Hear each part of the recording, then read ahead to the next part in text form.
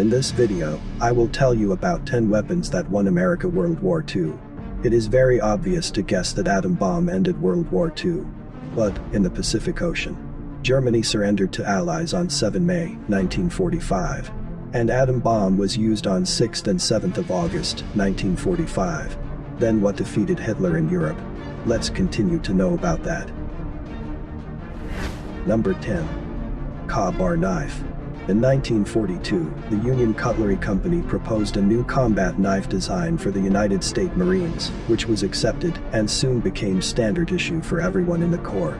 With a very good grip for close combat situations and a sturdy 7-inch blade, the knife, which came to be known as the Ka-bar, eventually became the standard for every military branch.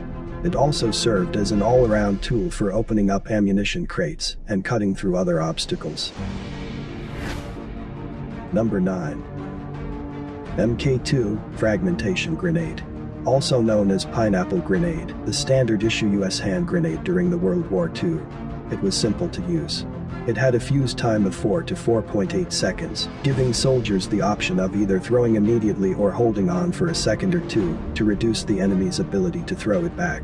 As its name suggests, the casing would break into 1,000 pieces of fiery shrapnel upon exploding, giving a lethal damage up to 30 feet and injuring someone 50 feet away. I am quite sure that every American soldier would have liked it to have one or two. Number 8. It is famous for its pings. You guessed it correct. That is M1 Garand. Described as the greatest battle implement ever devised by General George S. Patton, the M1 Garand was the first self-loading rifle to become standard issue for the United States. This semi-automatic rifle gave Americans the ability to fire off 8 rounds without having to deal with a clumsy bolt-action reload design. This helped American troops improve their aim and efficiency during combat. After World War II, the M1 served the United States through the Korean and Vietnam Wars and into the late 70s. Number 7. The M1 Thompson. Originally designed for trench warfare in World War I, the M1 Thompson, aka the Tommy gun or Chicago typewriter. This submachine gun earned its respect back on the battlefields of World War II. With a 30-round capacity and a firing rate of 700 RPM, the Thompson proved to be effective, lightweight, and easy for troops to use. Over 1.5 million Thompsons were distributed during the war. Number 6. The bazooka. Cited by President Dwight Eisenhower as one of the keys to the Allied victory, the bazooka was a vital tool for troops going up against fortifications and tanks across Germany and the Pacific. Despite its ability to punch a hole in enemy armor, the bazooka was most effective when it was strategically fired at certain weak points of a tank, rather than used for head-on assaults. The standard bazooka had a firing range of about 300 feet and was lightweight and easy to mass produce.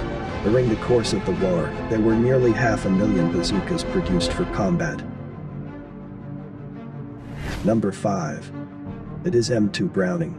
With the ability to punch through the hull of a ship and bring down enemy aircraft, the M2 Browning .50 caliber machine gun was a staple during the war.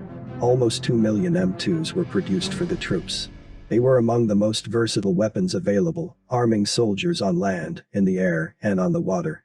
The weapons could fire 550 rounds per minute and had a range of over 4 miles. The Browning's destructive potential and dependability has made it a constant presence in militaries worldwide for decades. In fact, it's still in use today. Number 4. Is M101 Howitzer. These lightweight howitzers rose to prominence not because of what one could do on its own, but what a line of these artillery pieces could do when concentrating their firepower. They provided support for ground troops on foot and in vehicles, and with a range of nearly 7 miles, the M101 proved to be a vital weapon for long-range attacks. Number 3. Radio Proximity Fuse. Shooting down an aircraft using 2,500 rounds became quite wasteful after the introduction of radio proximity fuse. Instead of having to make direct contact with a fast-moving target, a rocket or torpedo armed with a proximity fuse would use a radio signal to detonate whenever it detected a craft was nearby. The resulting explosion would besiege an enemy craft in flak and debris without having to be directly on target. Number 2 is M4 Sherman tank. It was not the best tank in World War II. It did not have any special quality compared to the tanks of the Hitler, not even equal to that of Hitler's. But quantity is also a quality in wars.